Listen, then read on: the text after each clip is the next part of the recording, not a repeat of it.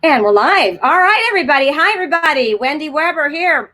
Wendy Weber, music and energetic healing. And I do lots of different things besides being a mom, a bird mom, and everything. The buck stops with me. But I have here the privilege of interviewing a friend of mine, very talented lady. But let's get the show started. So it's going to be 106, 7, whatever degrees today in Phoenix. So it's too darn hot. Now that's a song from Kiss Me Kate. It's too darn hot. It's a great song, and I will have to cut down Bougainvillea. I don't know where my chainmail is, but I'll have to go fairly naked because it has lots of thorns. Why am I cutting it down? I'm getting the power wash today. House being painted over the weekend. Woohoo! Never stops. All right, so this is my good friend, this beautiful, lovely blonde lady is my friend Jennifer Lee, and she really has a real last name, which why don't you tell us what it is? Because I know it's in here, but I didn't highlight it. That's okay. It's Sevison. So my full name is Jennifer Lee Sevison. As a singing, performing musician, I'm known as Jennifer Lee, or my full band name is Jennifer Lee and the Ever Expanding Universe. And my full given name at birth is Jennifer Lee Sevison, and that's my as a songwriter.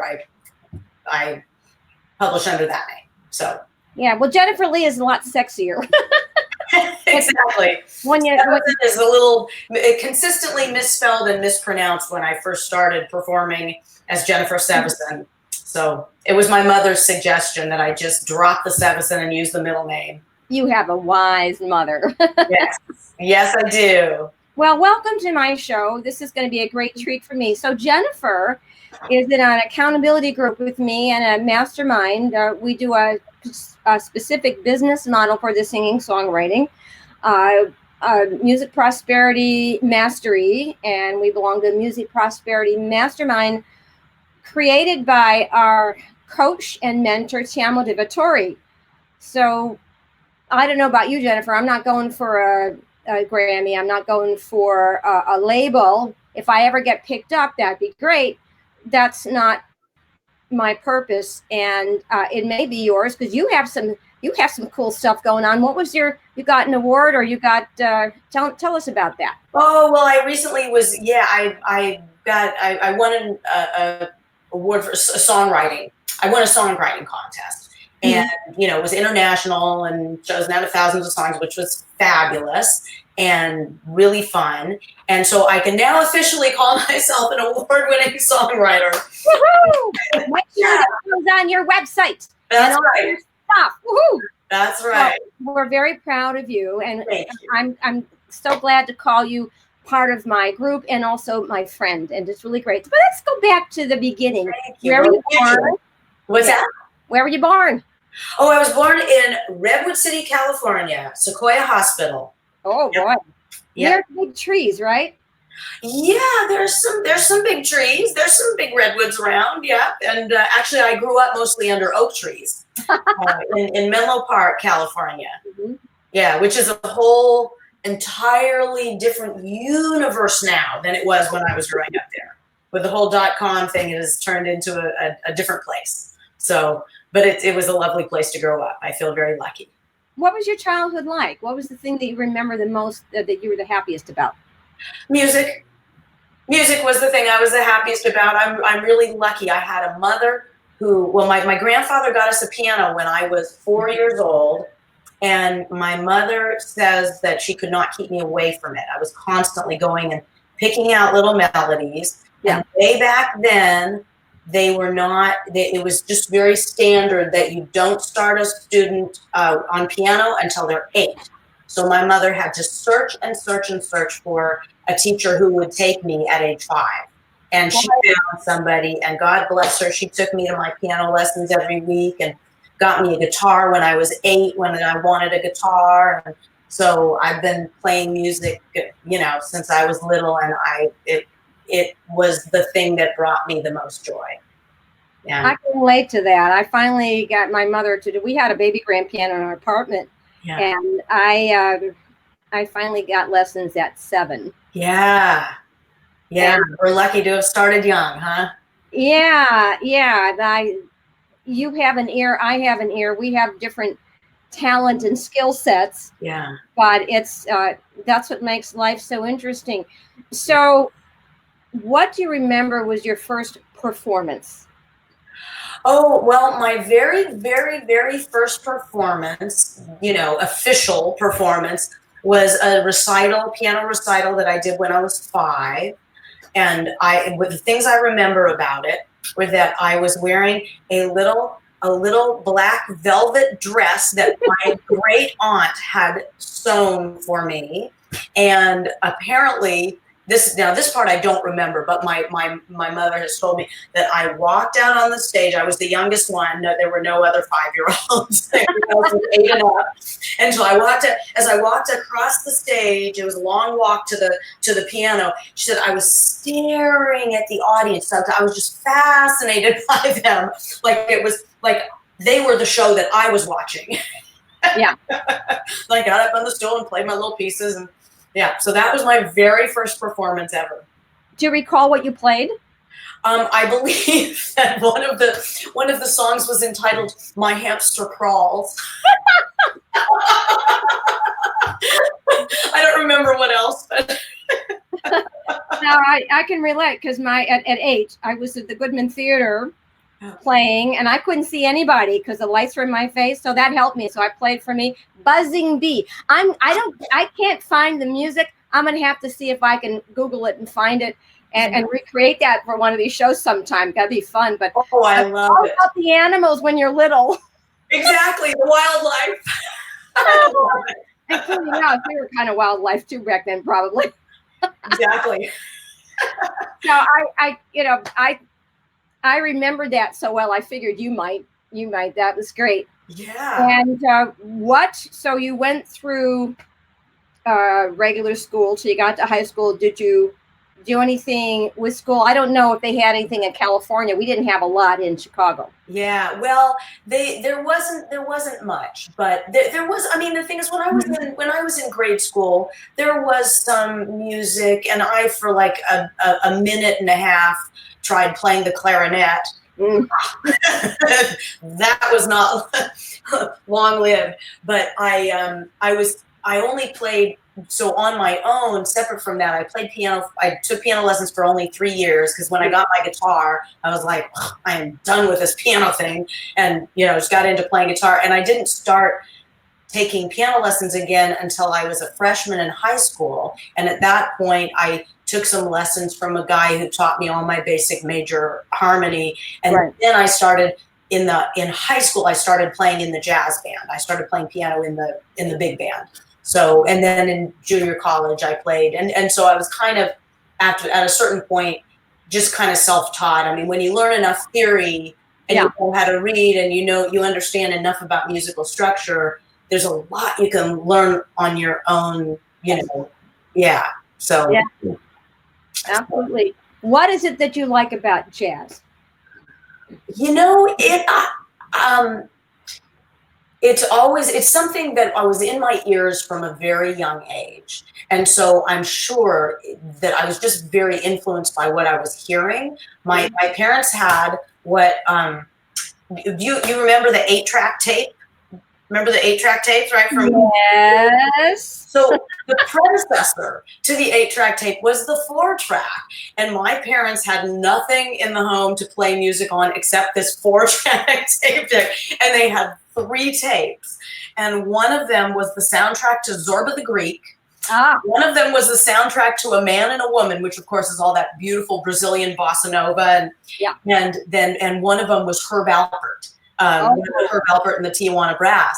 So that's the music that was getting into my ears at a very young age. And I also remember that when I think I was like in kindergarten or first grade, the big band from the high school came and did a performance for us little kids.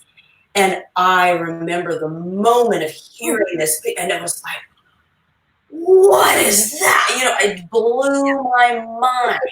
So those were the very early influences. And then when I was 9, my parents split, and the first thing my mother did was she went out and she got a turntable, because she had all these old albums that she, and it was all jazz, and it was all like this Stan Getz stuff, and you know what, George Shearing and Dakota Staten, and anyway, all kinds of phenomenal jazz, and so that was what I was listening to, and so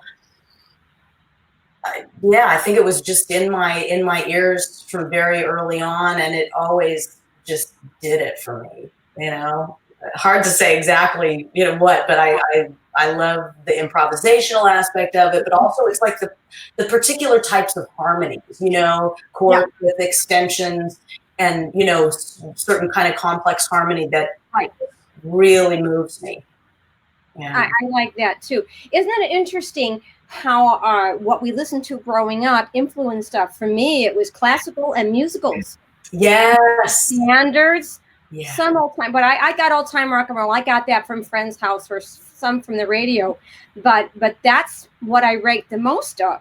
Yeah. And then of course westerns, which is my favorite. But that I'm gonna have to ask anybody of our group who's a singer-songwriter what they listened to as kids. Where did that come from? Because that just really forms us. That's fascinating. Yes. It really does. It's so influential. And boy, the minute you hear you know, a recording that you heard when you were a little person, it just brings you right back. It's so, music is just so powerful. You know? Not only that though, it's comforting, because if you had a really happy childhood, then that's it's like a scent brings you back. Yeah. Something your grandmother made, perhaps. It's just I think for us who are really sensitive to the sound, the music does that. Yeah. Well, I can't say that I had a really happy childhood, but I can say that the music was a tremendous source of joy for me in maybe not such a totally supportive environment, you know? And so, music is always, and especially, you know, when I got my guitar and I started singing, only by myself. I was a total closet singer for many years, but it was such a source of comfort, my own voice, as long as I was alone and nobody was listening. Yeah.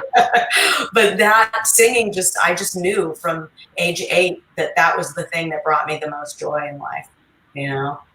I had the same thing. Yeah. Yeah, I feel so lucky to like to know what I'm passionate about. I have had friends who feel like they want to be passionate about something but don't know what it is, and I feel like, wow, I'm so lucky to have known for so long that music brings me such joy. Yeah, and to have had the opportunity to learn about it enough to be able to then take it somewhere else. Yeah. Because music got me through really tough times as I was being married. Yes. And singing in choir, in Jewish choir at temple. Yes. Oh my gosh. Yes. That kept me from jumping off the proverbial bridge. Right. So at any time in your life when you have these tough times, if you have the music, that's a big solace. Yes. And because it hits you viscerally. Absolutely. It's in your solar plexus or wherever else in the body you feel it, which is an energy thing. Yeah. And that is really something special. And what did you do in high school? What's that? What did you do in high school? Well, in high school, in terms of music, I was playing for a couple of years, I was taking lessons from this guy it was interesting because having taken lessons when I was little for just like 3 years, I took lessons and learned how to read music. Then I got my guitar, and all I did was play chords, you know, basic chords. At the end of the neck, I learned, you know, the A chord and the E chord. But I was playing all these songs and singing. So I understood, by the time I got into, you know, started taking these lessons when I was a freshman in high school with this guy who taught me my basic major harmony and theory. He was teaching me stuff that I realized, like, a lot of it, the basic stuff I already knew, but I didn't have names for it. He was just putting names, because having played guitar, I learned how chords relate to one another within a key without really knowing what it was called. And so then he just kind of gave it a name. And then extended that to learning about chord extensions and more jazz oriented kind of chord progressions and voicings, and so I was taking those lessons from him, and I was playing in the jazz band, in my high school jazz band, but I wasn't singing. I didn't come out of the closet as a singer until I was about 30. Yeah, it took me a long time to be brave enough to put my voice out there, because the voice is a very personal thing, and I know a lot of people who have sensitivity around that. I know I'm not alone. Yeah, I never had a problem with that. That's great. I was always doing little performances, but I knew I didn't have the courage to go and do a music career myself. Yeah. Because I knew I didn't want to sing in nightclubs. A friend of mine from high school, very talented singer, she did that for a number of years, but then she does something else, and saw her at our reunion a couple of years ago. Yeah. 50th reunion, actually. Wait, what is this? It was my 50th high school reunion. All right. How old I am. Where was that? In Chicago area. Awesome. Yeah, that was a ball. Yeah. But that gets old. So the business model that we do doesn't require us to do that. Woohoo! Yeah. That's not what I'm doing. And all right. So where'd you go to college, and what'd you do there? Well, I went to junior college before I went to a 4-year school, and it was really in junior college that I was playing music. So that was at Foothill College in Los Altos. So that's just south of Menlo Park. And just for reference, for people who don't know where that is, Palo Alto, where Stanford University is. Okay. Menlo Park, where I grew up, is just north of that, and Los Altos is just kind of southwest of Palo Alto, where Stanford University is. So that's where I went to junior college. And there I played piano in the ensembles and the big band. And I accompanied other singers. I was the accompanist in several singing classes. And I was like the frustrated singer, closet singer, right? I wanted to sing, but I didn't have the courage to do it. So I sat there and played piano for all the other singers. And then when I went to 4-year school, I gave all of it up. I didn't think I would ever have the courage to sing in front of people. And I did not believe I would ever be a good enough piano player, because I know what's out there in the jazz world, and anyway, so I completely just dropped all of it, didn't play for a bunch of years, got my degree in art, and then after that, well, actually, before I finished my college degree, my father became very ill, and I came back from school to take care of him and finished my college degree. It was University of Massachusetts is where I was going. And then I came back to and finished my degree at San Jose State, and so that I could be here to take care of my dad. And then it was after my dad died, and he was only 51. When he died, and that was the wake-up call for me, because I just thought, you know what, that just should, you got to do what you love, because you have no idea if what time you've got here on planet Earth, and you better do what you want. So exactly, yeah, I get that. So that's when I was working. I'm a recovering 401k specialist, and when I heard Tiamo's inspiration show with Natalie Ledwell, I was doing all kinds of personal growth stuff. I said, that's what I'm supposed to do. Yes, that's how I felt when this of course is many years later, after I'd already finally come out of the closet and I've been singing in jazz clubs and house singer at the Ritz-Carlton. I did all that kind of club stuff and hotel gigs and whatnot, and some concert venues and whatnot. But I've always been wanting to. I have all these stories, and my original music is all about personal transformation and upliftment, which I know is not a word, but I use it all the time. But and I have all these stories that I've been writing about, things that have happened in my life that I feel are inspirational places. Right. And I have been it's been percolating. How can I bring these two things together? And then I saw Tiamo, and I went, is who I need to learn from. All right, we're going to take a quick break for a public service announcement. People want to know what's new with Lucky. So let me bring me up so I can see more of me, and then I can see what. So you know, Lucky's been good and Lucky's been bad, and he's still behind bars here. He's in the doghouse, which is not good because dogs eat birds, right? It's really his cage, but he's in trouble this week because he bit me. It was like a strike. I mean, like this. And I don't know why. So I don't read him as well as I could yet. Just to let you know about parrots, all mine are rehomed.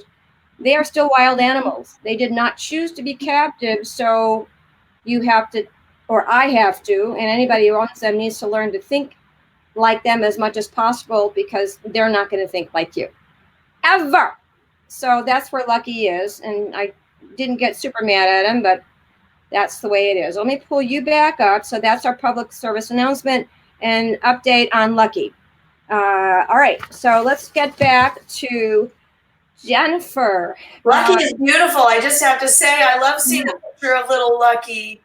Well, we like it when I do Facebook Live and he's climbing in and out of my shirt. Oh yeah. Oh, so that's why he's not here right now because he's in the doghouse. Well, I have to be careful and be really present to what he's doing so I don't get bitten. Yeah. So we just have a couple more minutes because I have to go get Layla. Yeah. See the mess here. I've been filling out paperwork. She's starting a new program on Monday. Woohoo! I'm really excited about it. It's gonna be really.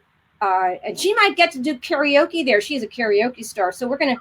I'll have her tonight and tomorrow. We're probably gonna do karaoke live, Facebook live stream. So I'll let everybody know about that.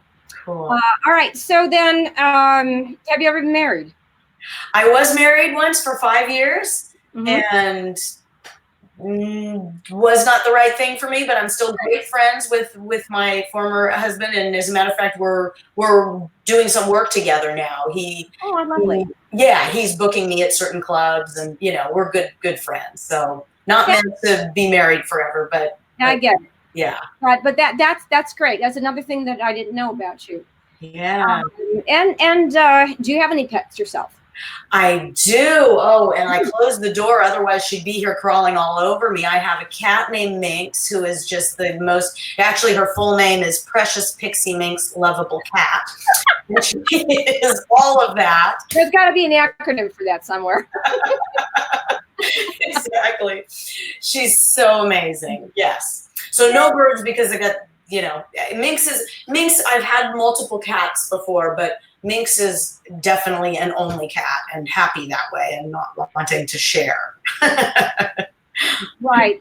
Well, I would love it. I grew up with cats, but I can't have one because the birds prefer not to be lunch. Yes, exactly. I'd worry. I know people who do it, but I'd worry. I don't have that kind of constitution. No, I've got enough worry to worry about. I hear that. What color is Minx? Oh, she's gray and tan. And she has long hair, and she is so soft. She's soft like a little bunny rabbit with his long, fluffy hair, and she's just gorgeous. And are you constantly brushing her and picking up, sweeping up hair? No. She doesn't shed that much? She sheds, but she's a groomer. She loves to, she grooms herself, quite a lot. And she's just wonderful though. She lets me, this is a cat that lets me, she'll let me snuggle the heck out of her, pick her up and throw her over my shoulder.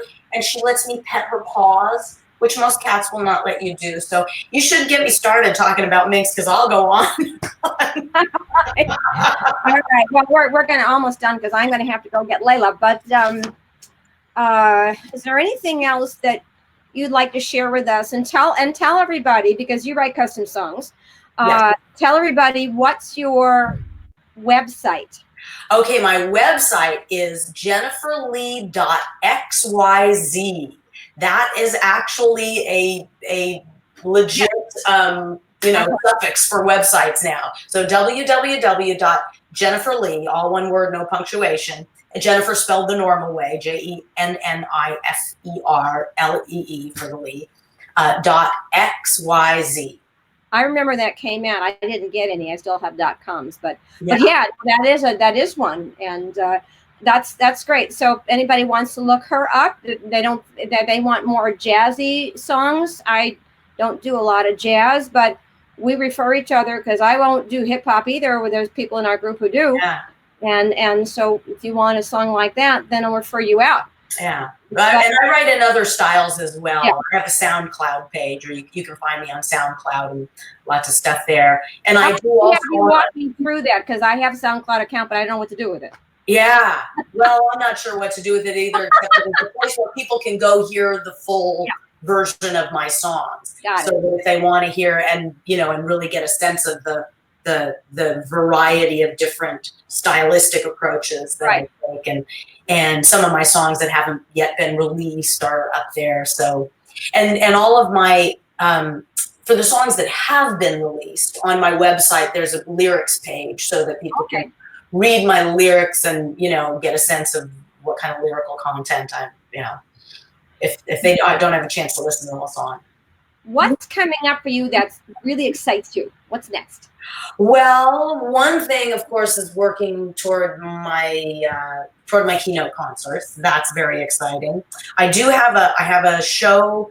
I'm doing a concert in Larkspur on Friday. So for anybody who's in the Bay Area, I'll be at the Marin Country Mart on Friday, July 5th, with my band. This is Jennifer Lee and the Ever Expanding Universe. And is that on your website? Do you have an event thing on your website that people can look at that? It is on my website. You bet. All right, so guys, take a look at that if you're interested. Yeah. That'll give you the information. Yes. All right. This has been awesome. I do have to leave, but you will get a copy. Anybody who interviews with me, let me know if you want to be interviewed. I don't just do singer-songwriters. I do people from every place who wants to tell me the skeleton is in their closet. I do like to find out what's going on with people, where it comes from. And we've been surprised on all of these interviews. So it's a lot of fun. Jennifer will get a copy of the YouTube. I can't promise when because I'm really, really busy, but she will get that, and anybody who interviews with me on a Friday at 1 p.m.